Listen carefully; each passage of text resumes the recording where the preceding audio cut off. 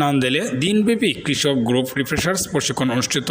ময়মনসিংহের নান্দেলে 2024-25 অর্থবছরে বৃহত্তর ময়মনসিংহ অঞ্চলের ফসলের নিবিড়তা বৃদ্ধিকরণ দ্বিতীয় পর্যায় প্রকল্পের আওতায় দিনব্যাপী কৃষক গ্রুপ রিফ্রেশার্স প্রশিক্ষণ অনুষ্ঠিত হয়েছে।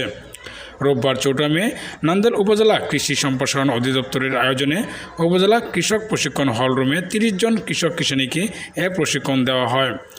নান্দেল উপজেলা কৃষি অফিসার কৃষিবিদ নাইমা সুলতানার সার্বিক তত্ত্বাবধানে উক্ত প্রশিক্ষণে উপস্থিত ছিলেন ময়মনসিংহ জেলা কৃষি প্রশিক্ষণ কর্মকর্তা উম্মে হাবিবা, ময়মনসিংহ জেলা কৃষি অতিরিক্ত উপপরিচালক সালমা আক্তার, উপজেলার অতিরিক্ত কৃষি অফিসার আতিকুর রহমান, কৃষি সম্প্রসারণ অফিসার আবু আহমেদ তারিফ, উপসহকারী কৃষি অফিসার কামাল আহমেদ সহ প্রশিক্ষণার্থী কৃষক কিষানীগণ উপস্থিত ছিলেন।